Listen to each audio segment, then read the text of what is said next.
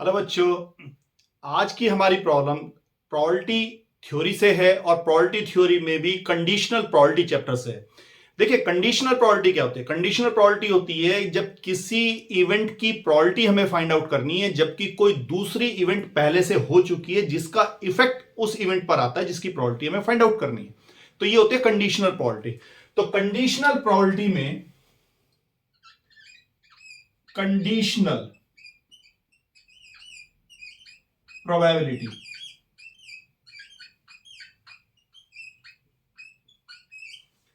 of occurrence of event A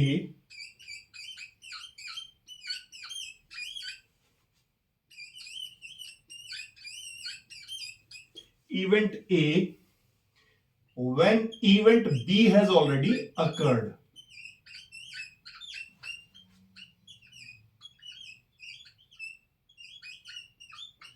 Already occurred.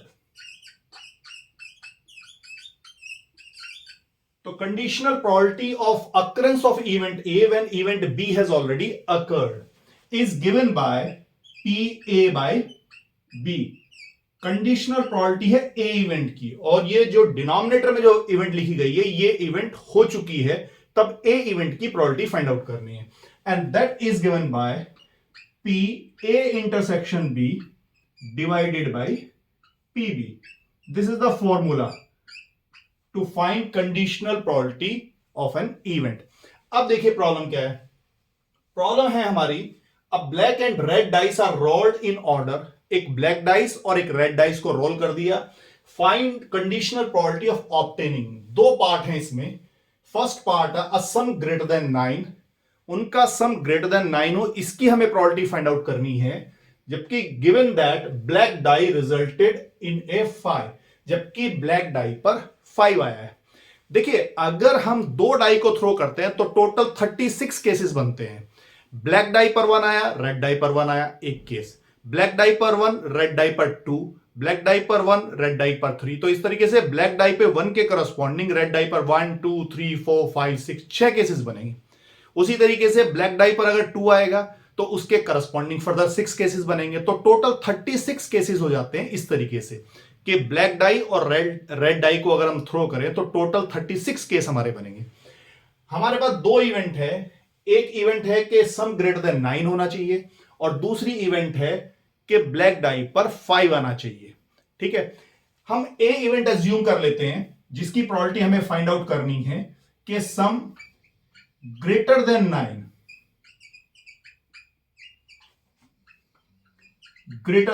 Some greater than 9 होना चाहिए।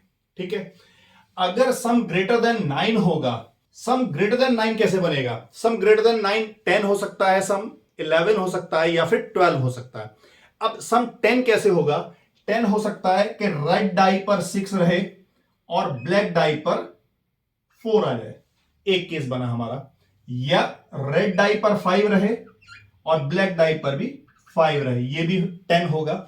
और red die पर 4 रहे और ब्लैक डाई पर 6 हो जाए, तो ये केस है 10 के, कि 10 अगर सम होगा तब।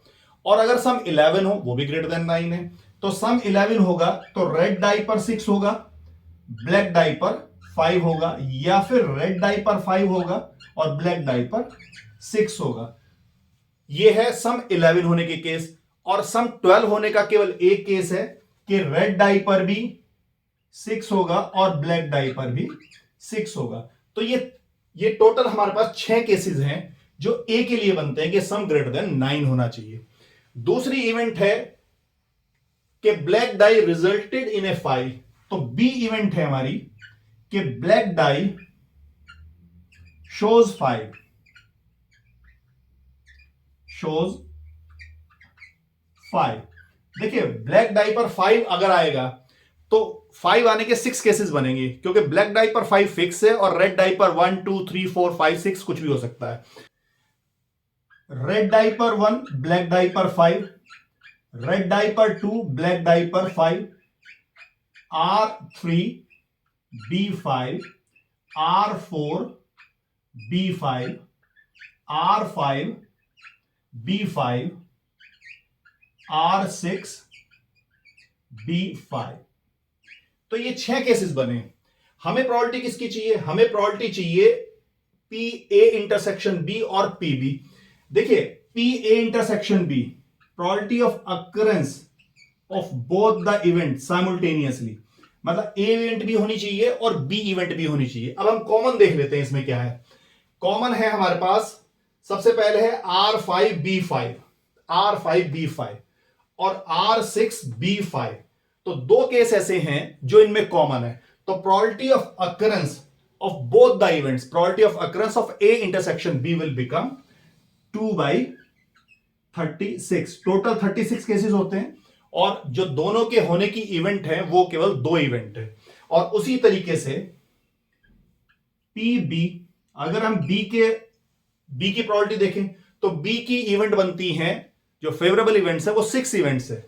तो 6 इवेंट, तो प्रोबेबिलिटी हो गई बी की 6/36। नाउ हमें लेना है P A by B, probability of occurrence of event A when event B has already occurred. तो that will be P A intersection B 2/36 divided by 6/36, तो ये हो गया 1/3। तो probability of occurrence of event A when event B has already occurred. ये है first problem. अब करते हैं सेकंड प्रॉब्लम। देखिए सेकंड प्रॉब्लम क्या है? सेकंड प्रॉब्लम है we are to find the probability a sum is 8, sum 8 होना चाहिए given that red die resulted a number less than 4, और जो रेड डाई है उस पर 4 से कम होना चाहिए। 4 से कम मतलब 1 हो सकता है, 2 हो सकता है और 3 हो सकता है। चलिए देखते हैं। तो ए इवेंट हम अज्यूम कर लेते हैं, ए event is some is 8, sum 8 होना चाहिए। सम 8 कैसे होगा? सम 8 होगा कि R6 हो, B2 हो जाए, या फिर R5 हो, B3 हो जाए, या फिर R4 हो, B4 हो जाए, R3 हो, B5 हो और R2 हो, B6 हो। तो इस तरह के हमारे पास टोटल 5 केसेस बनते हैं जिनमें सम 8 होगा। और जो बी इवेंट है कि जो रेड डाई पर नंबर लेस देन 4 होना चाहिए। तो नंबर लेस देन 4